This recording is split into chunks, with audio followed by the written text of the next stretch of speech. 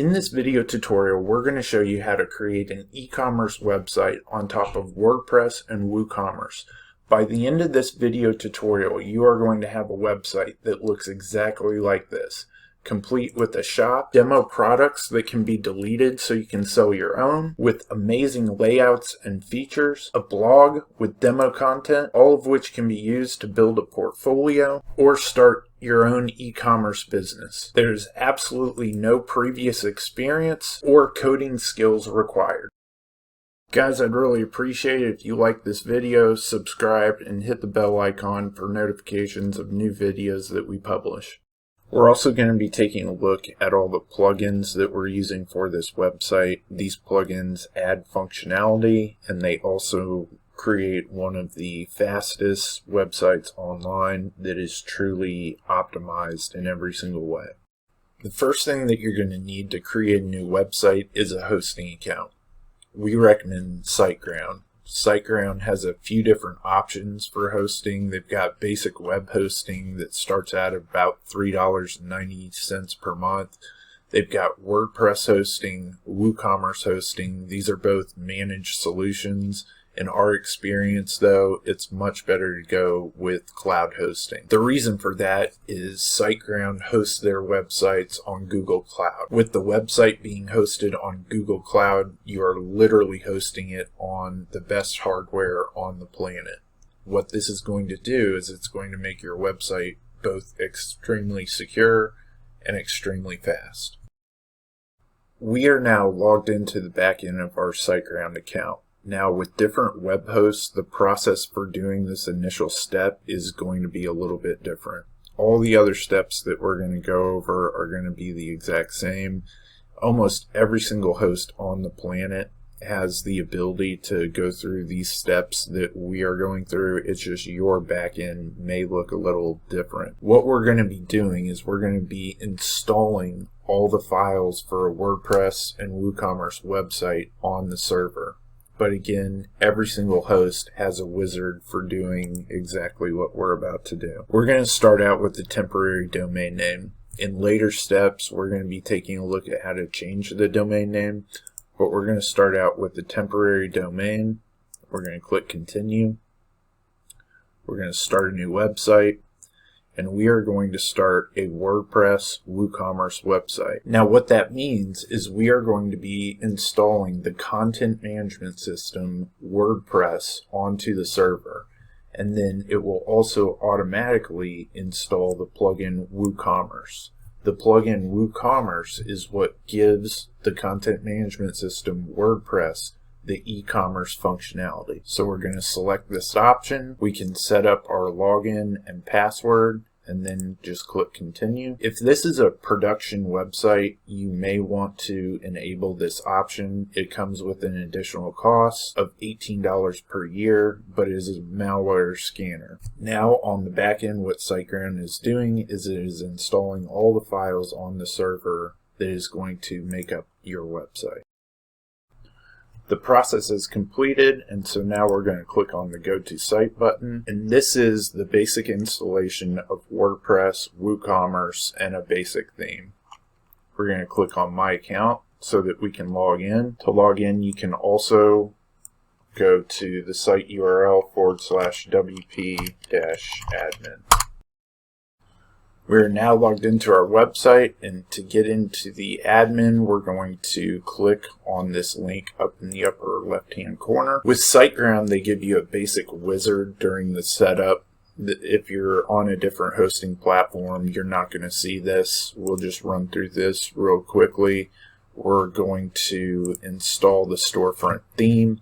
This is a basic theme for WooCommerce. This is a free theme. So if you don't want to purchase the premium Woodmart theme, you can use this one. We are not going to install any of the plugins on this screen, and we're not going to install any of the plugins on this screen. We can now click Go to Dashboard, and we are in the back end of our new WordPress and WooCommerce website. We are now going to take a look at how to configure the WooCommerce plugin for WordPress. This is what's going to give your site the e-commerce functionality, so you can sell products online, take payments, send emails to customers, and a wide range of necessities needed for e-commerce.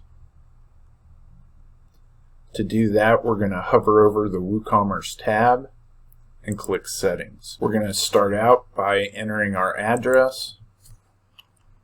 We're now going to scroll down to the General Options settings. We're going to select Sell to All Countries.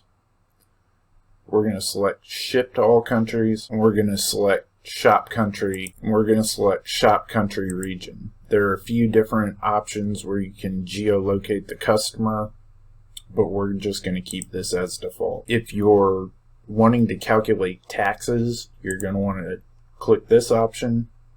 If you want to use coupons, leave that enabled, and we're going to go ahead and leave this option disabled. Currency, we're going to have the United States, and we're going to go ahead and save these options. Next, we're going to click on the Product tab.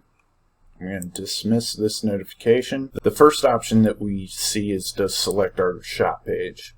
Now, because of the way we installed it through SiteGround with the WooCommerce plugin already installed, it creates the shop page automatically. If you went back and you installed WooCommerce, the plugin, manually, then it will also create the shop page. If you do not see this shop page in the drop-down menu, what you'll want to do is you'll want to come up here to Pages, and you'll want to click Add New Page. Get rid of this dialog box, give the page a title, and then click Publish. Because we already have it, we're not going to. We're going to leave this redirect to cart page after successful addition unchecked. What will happen is if the person adds a product to the cart, it will automatically redirect them to the cart page. Placeholder image, we can leave this as 4. Weight unit, we're going to want to do pounds because we're in the US, and we're going to want to do inches. We're going to want to leave the product reviews enabled. And then with this option right here, if a customer leaves a review and they have an account on your website and they have purchased that product, it's going to show a verified owner label next to the review. We're going to leave this unchecked. We're going to have a star rating on reviews, and we're going to have it required to be able to leave a review. For the inventory settings, if you are managing stock on your website, then you'll want to leave this enabled. For low stock notifications, if it drops below a certain number, the default setting is 2, then it will send an email to you letting you know that the stock quantity has dropped below that level. We can hide out of stock items from the catalog. We're not going to do that, and we're always going to show the remaining stock on the product page. For the purposes of this tutorial, we're going to go ahead and unselect Enable Stock Management. Downloadable products, if you are selling digital products, you can enable these options. And then in the Advanced tab, we're going to leave these options as default. Next, we're going to take a look at the Tax tab. We're going to leave this option as no. I will enter prices exclusive of tax. If you enable this option, on the actual product page, it's going to show the price of the product with tax. Calculate tax based on customer shipping address, shipping tax class based on cart items, round tax subtotal level instead of rounding per line. We're going to leave all of these options as default. Next, we're going to click on the standard rates. And this is where you're going to be able to enter in what you want to charge for tax. In the US, generally, if you have a nexus in the state, you have to charge tax. And since our business is in Florida, we're going to enter this tax rate for Florida. Our tax rate is 6%, so we're going to do country code US, and it gives you a drop down where you can select it, and then Florida as the state. We're going to come over here to the rate of 6%. Now, if you're in a state like Arizona where they charge different tax rates by county, I believe it is, There's an additional plugin that will allow you to do that, but for the purposes of this tutorial, we're not going to be reviewing that. Save changes. Reduced rates and 0 rates, we're going to go ahead and leave those as is. Next, we've got the shipping tab, and we are going to enter in shipping zones. So what we're going to do is we're going to name the shipping zone US, and we're going to scroll down to United States, and we're going to save changes. And now we're going to add a shipping method. The default WooCommerce settings enable you to do free shipping or flat rate shipping. If you are wanting to integrate a shipping service like UPS or FedEx, there are additional plugins that can do that, and it will calculate the rates based off of UPS's shipping rates or FedEx's shipping rates. But for the purposes of this tutorial, we're just going to do flat rate shipping, and we're going to make the cost to ship all of our products $10. We're going to save changes, and now we want to go to the Payments tab, and there's a few different options in here. This first option is WooCommerce Payments. Generally, what I would recommend is to use either Stripe or PayPal. And to do that, what we're going to need to do is we're going to need to install a plugin. And so we're going to hover over Plugins, we're going to click on Add New, and we're going to browse the WordPress directory. And we're going to look for a Stripe payment. First one that comes up is WooCommerce Stripe Payments, so we're going to click Install, and we're going to activate this plugin. Now, if we come back over to the Payments tab, we click refresh, we're going to have additional options for Stripe credit cards, Alipay, SoSoft, but what we're going to want to do is we're going to want to enable this payment method right here. And now what you're going to be given is a wizard to where you can go through and configure your Stripe account. But we're going to go ahead and move on to the next tab, which is Accounts and Privacy. Guest Checkout. If you're selling on Google Shopping, you're going to want to leave this option enabled, allow customers to place order without an account. You're still going to be given their information, where to ship to, their name, etc. But they won't have to create an account on your website. We are going to allow customers to log into an existing account during checkout. We're going to allow them to create an account on the My Account page and on the checkout page.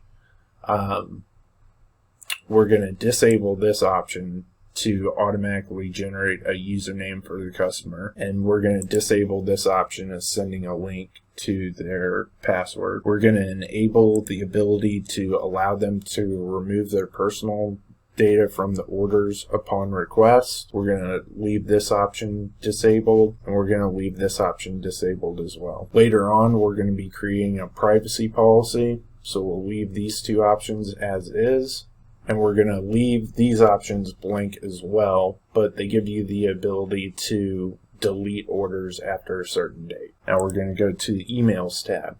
These emails are the emails that are sent out to the customer when a new order is placed, canceled order, failed order, on hold, processing. These order on hold, processing, and completed, these are the different order statuses that you're going to be able to have with WooCommerce. This customer note is if you add a note to their order, like their shipment tracking information, reset password, new account, and then these are for digital products. We're going to go ahead and put our company name in here, the from address, and we're going to leave these options as default, but you can customize the color and the footer of the emails. On the Integrations tab, we're not going to do anything. These are for developers. And on the Advanced tab, what we're going to do is we're going to go ahead and select the page we want for the cart. We're going to select the page we want for the checkout, and we're going to select the page we want for the My Account page. And again, if you don't already have these, you're going to need to create them like we did in the previous step. And we don't currently have a terms and conditions page, but we can create one of those as well. These checkout endpoints, you can leave these all as default and click Save Changes. These additional links down here for the REST API, we're not going to get into that, but if you have different integrations like Zapier or MailChimp that require an API key, you can create them here. We now have WooCommerce fully configured. If we click on the Shop tab, we will see our products. We can click on one of the product pages. We can add it to the cart. We can view the cart, and then we can also proceed to the checkout. A little bit later in the video, we're going to be taking a look at the products, product categories, tags, and attributes feature of WooCommerce after we've imported some more demo content. Now what we're going to do is take a look at the different plugins that we recommend for a WooCommerce website. The first two plugins that we're going to take a look at are the SiteGround Optimizer and the SiteGround Security. These are plugins specific to SiteGround. So if you're hosting on a different platform, you're going to want to take a look at other plugins that optimize the website. A lot of the features of other plugins are going to be the same as the SiteGround Optimizer and the SiteGround Security, so you may want to take a look at this section of the video. For security, if you're not using SiteGround, we usually recommend a plugin called WordFence. It can be found in the WordPress repo, and it can be installed by clicking on Add New and searching for WordFence. And for an optimization plugin, we recommend WP Optimize. But what we're going to do now is take a look at the SiteGround plugins, a look at the features, so that if you are using one of the other recommended plugins, you actually know what you're looking at when you go through and you configure them. So to start out, let's take a look at the SiteGround Optimizer. We're not going to allow the collection of data, and the first thing that we're going to want to configure is the caching. What caching does is it allows web browsers to cache a version of your website page. That way, every single time that a person visits a website, it's not actually hitting your database, which significantly slows down the page load speed. Dynamic caching: store your content in the server's memory for faster access. Page caching solution powered by NGINX. We're going to leave that enabled. File-based caching. With file-based caching enabled, we will create static HTML versions of your website, which will be served to full visitors. The files are stored in the browser memory. We want to enable that. Meme cache, powerful object caching for your site. Meme cache stores frequently executed queries to your database and then refuses them for better performance. Again, all of these options right here are going to significantly increase the website page load speed. Automatic purge: perform smart cache purge based on events happening in your WordPress website. And then down here in these options, you can exclude specific URLs and browser specific caching, generate caching separately from 4 different browsers. Enable this feature only if you're experiencing issues with plugins generating mobile versions of your other similar functionality. So we're going to leave that disabled. The next tab under the SiteGround Optimizer is for environment optimization. HTTP enforce. Since we currently have a temporary domain name for this website, we're not going to enable this option, but later on in the video when we show you how to change the domain URL, we will enable that. Fix insecure content. For HTTPS, that is what makes your website secure, and that's what gives it the HTTPS instead of just HTTP. And Right now, for search engine optimization, it is almost an absolute necessity to have an SSL certificate. An SSL certificate can be generated for free, and again, it gives it the HTTPS, and it's a huge ranking signal for Google in their algorithm, so we strongly recommend that. What this fix insecure content will do is if there's any URL in the code of the website, like an image URL, it will automatically change it to the HTTPS. But if you don't have that SSL certificate, you will get an error. We'll review in this video how to generate an SSL certificate as well. Heartbeat optimization, I would strongly recommend to disable the heartbeat across the entire website. That's an internal WordPress function that creates a lot of load on the server, and it's really not needed. And then scheduled database maintenance, we're going to enable that, and what it is going to do is it's going to automatically delete all of these different items listed down here, which will keep your database smaller and keep your website much faster.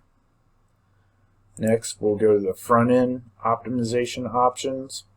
And these options, you need to test your website when enabling these, because for some themes, some WordPress and WooCommerce themes, by minifying the CSS files, it may cause some issues on the front end. For the theme that we're using, it certainly doesn't.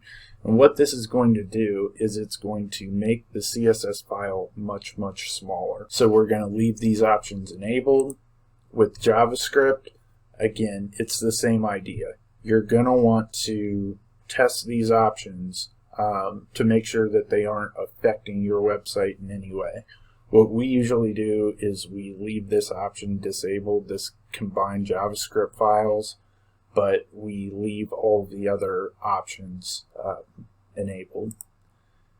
And then in the General tab, minify the HTML code. Again, it's making the HTML code file on your website much smaller, which increases the page load speed. We're going to enable the web font optimizations. That is for things like Google Font. Remove query strings from static resources. We want to enable that as well. And then we want to disable emojis. There's really no need for it. Next, we'll click on the Media tab. And this option right here, Use WebP Images, you can enable this, and it's going to convert your images from like a PNG or a JPEG to the WebP images, which again makes your website much faster. Lazy load images, what that means is when a page loads on your website and the image is not visible to the user, it will not load that image until the image is visible on the user's screen. We're going to leave that enabled, and the maximum image width, we're going to go ahead and leave that disabled. Another cool feature is the speed test in the SiteGround Optimizer plugin, which will test the pages of your website for speed. Now what we're going to do is take a look at some additional plugins that I would recommend for any e-commerce website. The first of which is going to be for search engine optimization, and it is RankingMath SEO. I'm going to go ahead and click install and activate the plugin. After activation, it's going to give us a wizard to set up this plugin. We're going to go ahead and you're going to need to create a free account if you already don't have an account. Click activate now. And we're going to go ahead and go through the advanced setup. First option, our website is a web shop, and what these options are doing is it is giving information to Google about the website, which will help in search engine optimization. We're going to put in our company name, and we're going to add a logo for Google.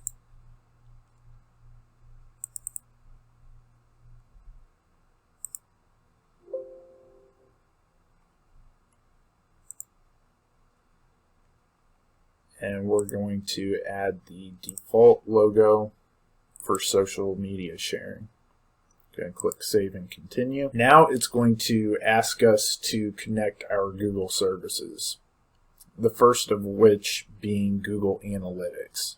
If you're not familiar with Google Analytics gives you a full view of your web traffic, your e-commerce conversion rates, your product performance, and a whole host of different information that is really going to help you to optimize your e-commerce business. The configuration of Google Analytics is a little past the scope of this video, but we will be doing a separate video on configuring Google Analytics. Google Analytics is completely free, and it's almost an absolute necessity e-commerce websites. So for right now, we're going to skip this step. Sitemaps. Sitemaps are what you are going to be submitting to Google and submitting to Bing. The submission of sitemaps for your website is going to be done through Google Search Console and Bing Webmaster Tools. And those are also free accounts, and what you're going to be able to do is grab a URL for your sitemap, submit it to those two services, and that will start the process of Google indexing and Bing indexing your website. It tells them all of the pages on your website, where things are located, all of the posts are included, products and pages, categories, and then we're also going to want to select product categories because we want Google to index the product categories. We're going to leave this option enabled of no indexing of empty categories, and we are also going to say no follow external links. That way, if there are links on your website to other websites, Google is not going to follow those links. The reason that you want it to do it is it saves a lot of the resources that Google is expending on indexing your website, which is also going to help with search engine optimization. Now we have configured the basic options, and we're going to click on Setup Advanced Options. Role Manager, that will just allow you to restrict the role of the access of this plugin to people that have different roles within your website. You may have an editor role, and you can restrict it to only the admin role. And you can go through and you can configure each user and what they have access to. Monitor 404s. If a visitor is hitting a 404 page, which is just basically a not found page, then this will monitor that and it will notify you. Redirections, if you were to delete a page on your website and you do not set up a 301 redirect, then it's going to give the user a page not found error. With this option enabled, it will allow you to redirect the page that you deleted to a new URL on your website. This again also helps with search engine optimization because Google sees everything that is going on your website. If a bunch of users are hitting 404 errors, they're going to think that your website is not as high quality, and it will hurt in search engine optimization. Schema markup, this again is telling Google and Bing what types of pages that these are. And so for posts, we want to leave that as article, article type, blog post, schema type for pages, article as well. We're going to leave that as article, and then schema type for products, we're going to leave that as product. And so we've configured the basic features and functionality for RankingMath SEO. There are a lot of additional features with this plugin.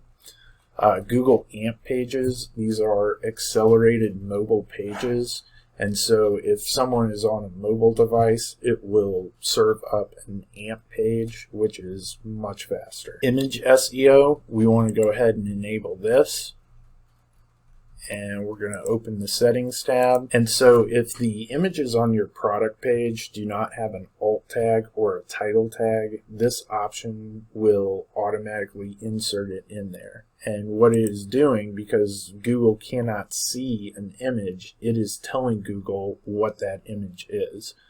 And so for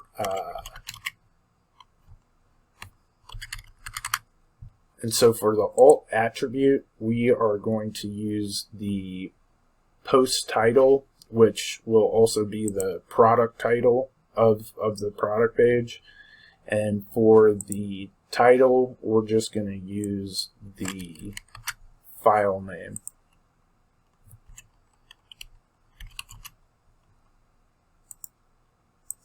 Save changes. The rest of these features, we can leave them configured as they are. For your sitemap, when you are ready to submit it to Google and Bing, you're going to grab this URL right here and you're going to submit it. Now, if you're using a temporary domain name, obviously you will want to wait until you change that domain name before submitting this URL. The next plugin that we're going to take a look at is the BBQ Firewall. What BBQ stands for is block bad queries. And what this is going to prevent is people scraping your entire website, just running through a bunch of queries on your website, trying to scrape data out of your store. There's not much configuration at all. Once the plugin is installed, if there's a hacker or a software program that is just running through all the URLs on your website, it's going to block that. The next plugin that we're going to take a look at is WP Auto Updater. What this plugin allows us to do is automatically update plugins and themes on our website. Both plugins and themes, plugins especially, come out with updates pretty regularly. A lot of the time when they're updating a plugin, they may be patching some kind of security risk or updating the functionality to the plugin. And so we want to make sure that those are updated, and we also do not want to have to constantly come into the back end of our plugins page and update each one of the plugins. So we're going to install this plugin, activate it, and then we can scroll down to WP Auto Updater, click on Settings, and so we're going to select to automatically update all themes and plugins as well as translations. We're going to select to do it daily and do it at 4 o'clock in the morning. You can also select to disable certain plugins and themes from being automatically updated, and you can enable notifications to be sent to you anytime that a plugin or theme is updated, which is recommended because if there's anything that goes wrong with your website after an automatic update, you will know which plugin or theme is the cause. Now what we're going to do is start taking a look at the WordPress theme that we're going to use. If you remember, plugins are what give WordPress its functionality, and themes are what make it look the way it does. To get to the themes page in the admin, you're going to hover over Appearance and you're going to click on Themes. Now these themes that are coming up right here are all from the WordPress repo. These are free themes. Almost all of them have upgrade options, but if you want to use a free theme, you're more than welcome to do so. The theme that we're going to be using is called Woodmark, and this is a premium theme. It does come with a cost, a one-time cost of $59, and I have tested and used a huge number of different themes. And this one is by far one of the best from both a functionality standpoint and from a performance standpoint. Once you purchase this theme, they're going to give you a download file, and you can come back in here into the back end of your website, and you can click on Upload Theme, choose a file, and you're going to choose the Woodmark file. Install now, and we're going to go ahead and activate the theme. Now this is going to bring up another wizard for configuring the Woodmark theme, and we're going to go ahead and click let's start. Here's where you can put in your purchase code, and the purchase code is going to allow for automatic updates of the theme when they're published. And now we have the option to install the child theme. The child theme is typically used when you are adding custom CSS or custom functions to the functions PHP file. We're not going to cover that in this video, and if you're not an experienced developer, you probably won't need this option. However, you may want to just install the child theme. What the child theme does is it allows you to put in that custom CSS code or the custom functions in the function PHP file, and then when the theme is updated, it just updates the parent theme and does not wipe out all the code of the child theme. We're going to go ahead and install it and click Next Step. Now this is where you're able to decide which page builder that you want to use. Page builders are great because they allow for a drag and drop interface to create pages without the necessity for coding. I like Elementor because it's free, so we're going to go ahead and install that now. Clicking on Add New Plugin, you're going to want to search for Elementor, click Install Now, and activate. Now we can come back to the wizard and click Next Step. Next, it's going to ask you to install specific plugins. We can go ahead and install Slider Revolution. That is for sliders for the home page that we'll be looking at here in a second. And we're going to want to install Woodmark Core. That's the core plugin that powers this theme. We've already installed our contact form plugin. We're going to be taking a look at MailChimp for WooCommerce later, and this one we don't need, so we'll click Next Step. And this is where we can install dummy content and configure the theme in a certain way just by importing all the options and the content. With any of these different demo sites, you can just click on the live preview, and what it's going to do when we import all of the data and the theme options is it is actually going to create a website that looks just like these demo ones. Now, before we actually import this content, what we're going to want to do is come back over to the Plugins tab. We're going to want to click on Installed Plugins, and we're going to want to deactivate all of the plugins except for Elementor, Slider Revolution, Woodmark Core, and WooCommerce. And the reason that we're doing that is sometimes with some of these other plugins, it creates a JavaScript conflict and it doesn't import all the data. So let's go ahead and deactivate these for right now. And we're going to go with the first option. And we're going to click Import. And now the content and all of the images and products has been imported. And now if we go out to the front end of our website, we can see that we've got a pretty much completely built out website. Now these obviously aren't the products that we're going to be selling, so we're going to make some changes. We're going to delete some of these products, but this is a great way to get a website up and configured that looks like one of these templates that you can then go back and modify. So if we click on the shop page, we see that we've got a number of different products that have already been configured in here with images, descriptions, additional information, reviews, about the brand, shipping and delivery. And again, we're going to go back and we're going to configure all of these different options, but you can see by using this method how quickly you can build out a great looking website. Now I'd like to take a look at some of the other content that you can automatically import. And these are going to be additional pages that are already built out. To get to it, you're going to hover over the Woodmark menu option and click on Dummy Content. And then we're going to click on the tab of Additional Pages. And here there's a huge number of additional pages that you can automatically import. Things like a Contact Us page that's got a map, and an Our Teams page, About Me, About Us, a product filters page, a privacy policy, different sliders, a top rated products page, a featured products page, testimonials page, Instagram page, image gallery, and pricing tables. All of these pages can be automatically imported just like the dummy content. So what we're going to do is import the product categories page, and then we can open it up and take a look at it.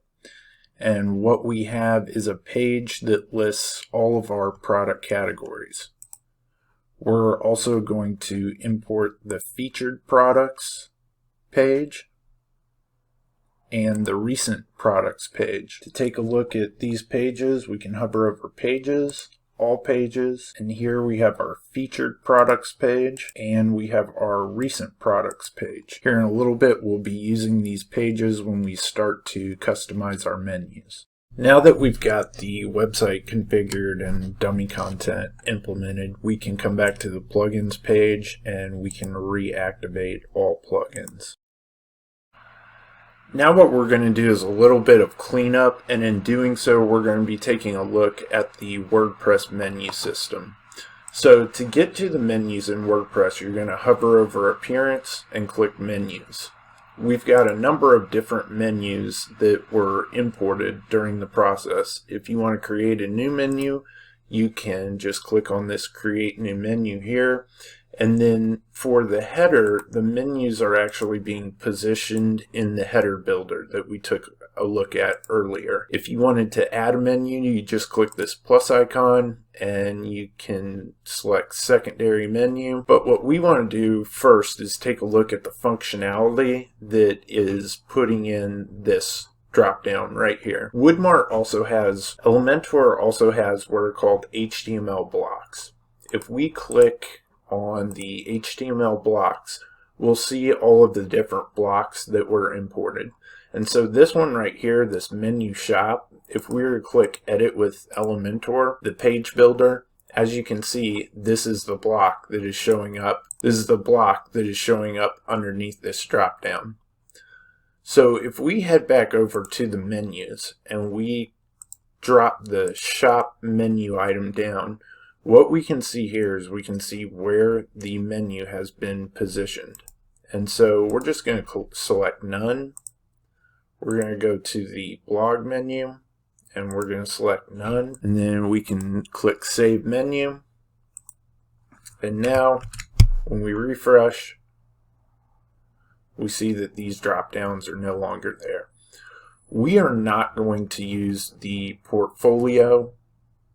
So we're going to come back over to the menu and we're going to delete this menu item. Click Save. Go back out. The portfolio is no longer there. We also don't want these links right here, special offer and purchase theme. So we're going to go back over to the header builder and we're going to click on the header. And then we're going to go ahead and we're going to remove this item. Click Save Header, and now those are no longer there. I'd also like to make this centered.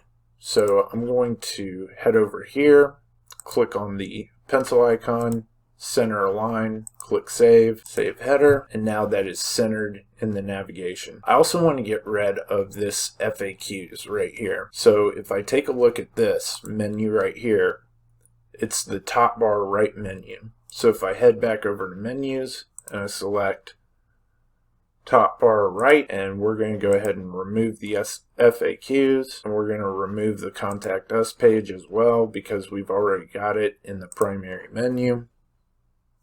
Save menu. And now only the newsletter is up here. I also want to get rid of these right here, and I want to add some text to this. So I'm going to head back over to the menu builder, top bar left menu. I'm going to select top bar left. Actually, I'm just going to remove these altogether, and I'm going to remove this divider. And this right here, this text right here is not showing up because it is actually white.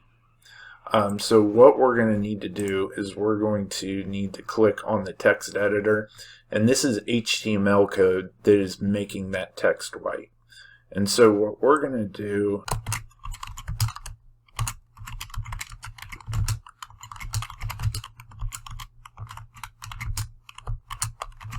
is we're going to edit this text, click save, save header, and as we can see, this has now been updated. Some additional things that I want to do are down here in the footer of the website, and we want to get rid of this text right here. So what we're going to do is we're going to click on, hover over theme settings and click on the footer link. We're going to come down here and we're going to remove this text right here. Now if we refresh, looks like there's default content that is put in there. For the copyright, if we want to change this right here, we're going to be going over all of these settings here in a second. But if we click on General and we rename the website and the site title, click Save Changes, that is now going to change this text right here. Another thing that I notice is that we currently have the wrong link in the menu for the blog.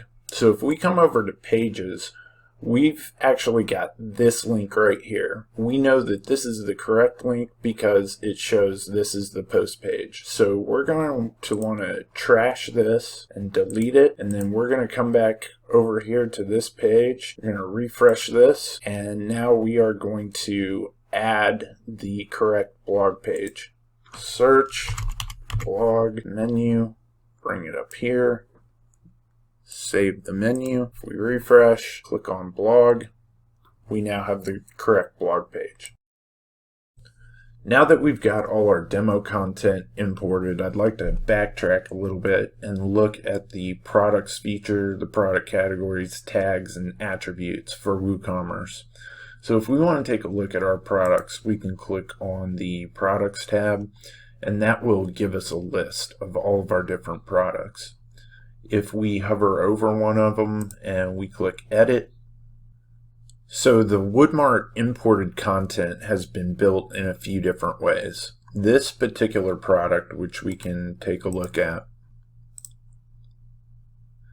has this information above the actual product page, which we can see right here.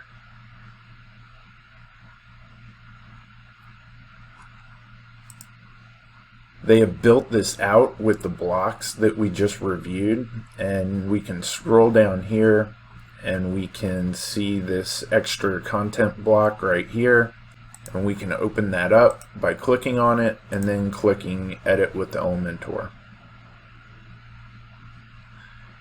And Elementor is the page builder, and you can edit any of these elements by simply clicking on them. The content will come up here, and you can edit it this way. Or you can simply delete all of this and start over. I'm not going to save that, but if we come back to the Edit Product link and we remove that and scroll up to the top, click Update. Now if we refresh the page, you will see that it's just a product page.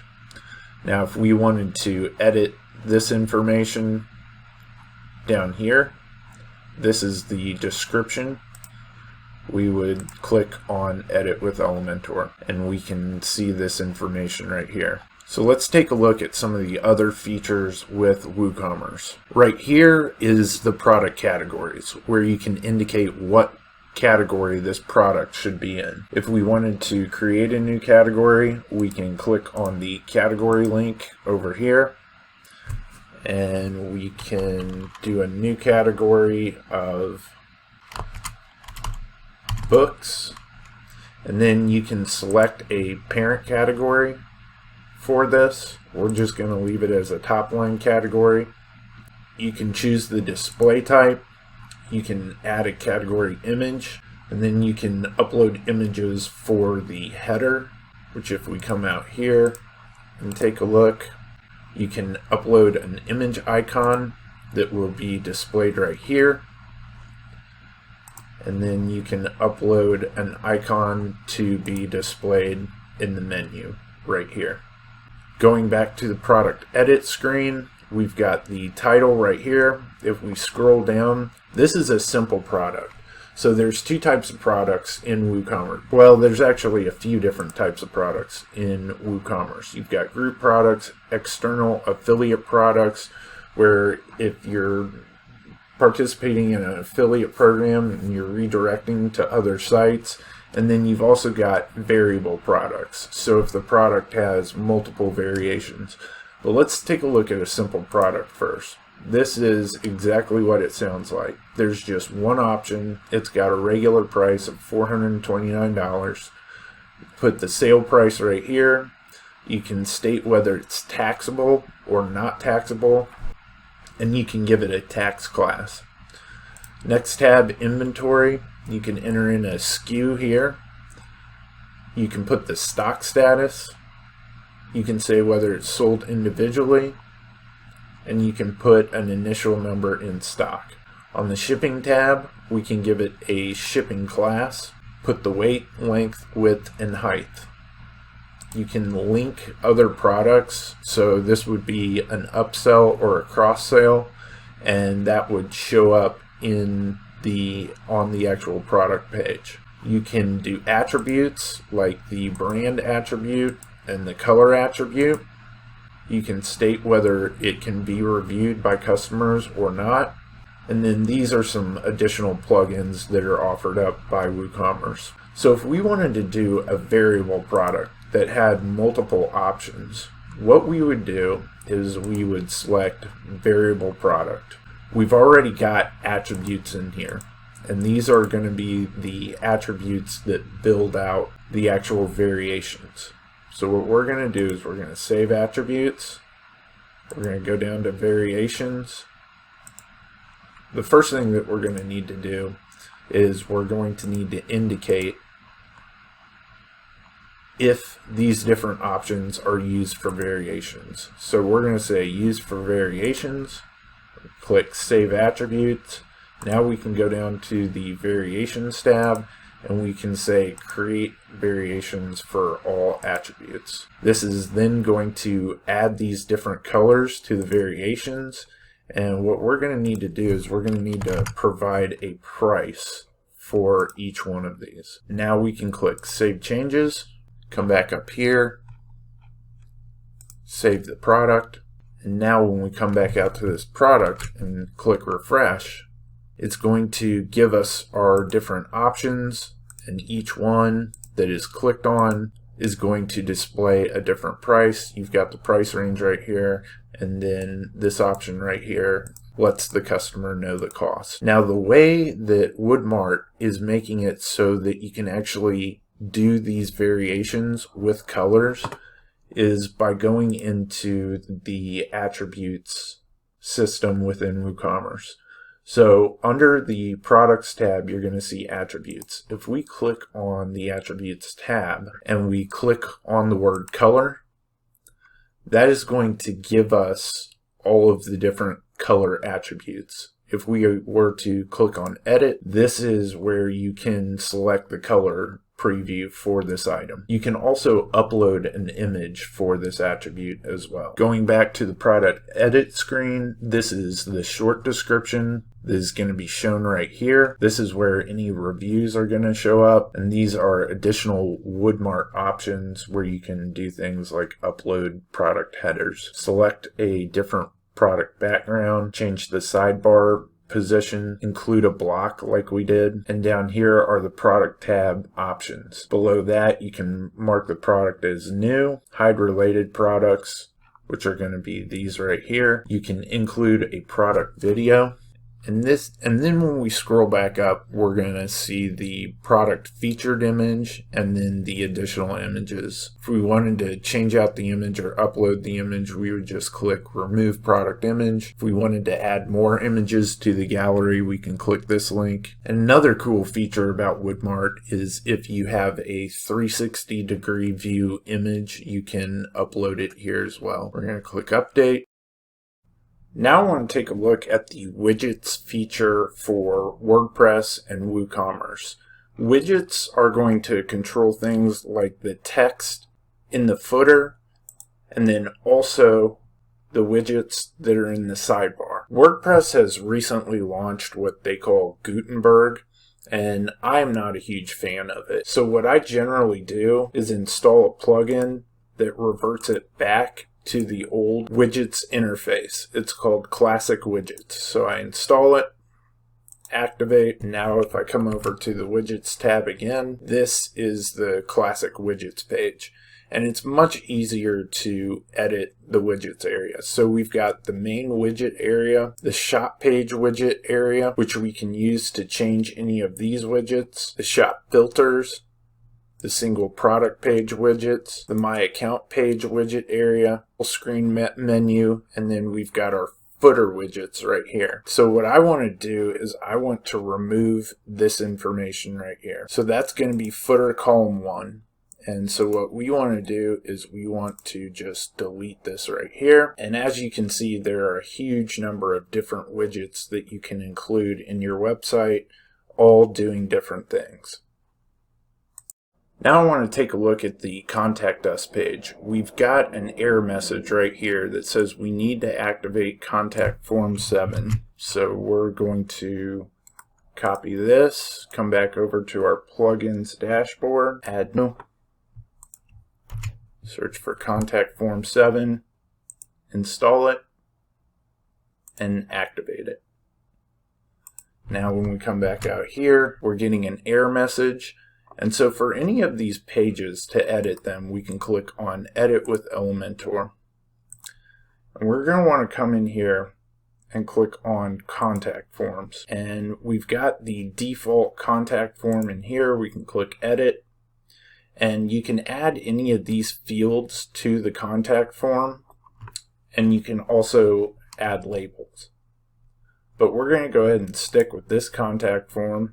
We're going to copy it, come back over to Elementor, and we can actually select the correct contact form, click Update, and now we have our Contact Us page correctly displaying the form. One of the other things that I'd like to take a look at is Slider Revolution, which is powering this slider right here. And so what we can do is we can click on the Slider Revolution navigation link, scroll down to the bottom, and we can see that we've got the main slider right here. Now this is a drag and drop interface that allows us to edit this slider, and we can select any of the elements right here, and we can replace the image with a different one. We can click on the slides right here to change the different slides that we are editing, and we can completely customize this slider how we would like it.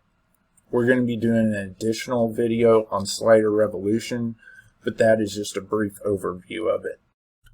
So the last thing that we're going to want to do is we're going to want to change the domain name from this temporary domain. I would recommend registering your domains with Google. The reason for that is when the website is dialed up by somebody visiting it, if the domain name is registered with Google and the website is hosted on Google, that DNS lookup is going to be extremely fast. And when we're talking about search engine optimization, literally tenths of a second matter. And if you're running an e-commerce website, there's multiple studies out there showing that even a half a second in page load decrease is going to increase your conversion rates by 20 to 30%. So we have this domain name that we're going to use, and we're going to go back into SiteGround. And now what we're going to want to do is come back out to SiteGround, click on Go to My Dashboard. We're going to click on Websites.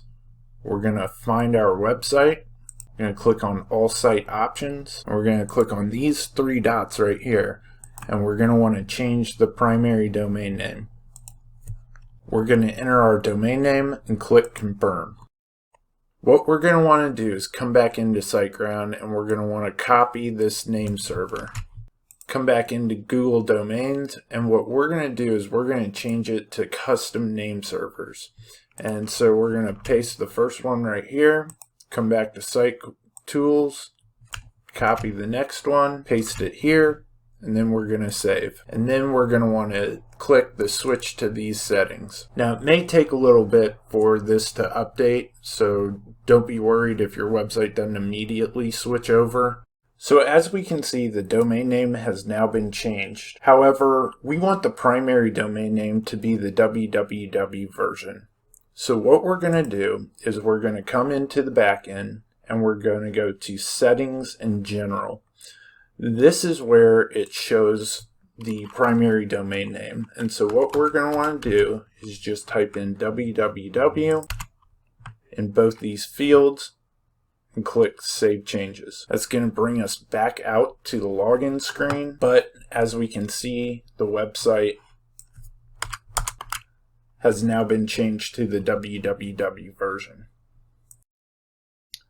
Now the last thing that we want to do is to implement an SSL certificate. The SSL certificate is going to switch it from HTTP to HTTPS. This will make your website secure, and it is a huge ranking signal for search engine optimization. To do that, we're going to go back into SiteGround, Website Tools. Underneath Security, we're going to click on SSL Manager. As we can see, an SSL certificate has already been issued for this domain. So now what we're going to do is come back into the general settings and change this HTTP to HTTPS. Click Save Changes. We're directed back out to the login screen, but if we go back out to the home page, we now see a secured lock and the HTTPS. The last thing that we're going to want to do is to come down to the SG Optimizer plugin, click on Environment, and we're going to enable the HTTPS enforce option. And what that will do is if there are any image links or other resources as well as code that are not using the HTTPS, this will change that. So that's it, guys. We have successfully built out our e-commerce website. I want to thank you for listening to this tutorial in its entirety. We're going to be publishing more videos. I would really appreciate it if you drop a like and subscribe to our channel.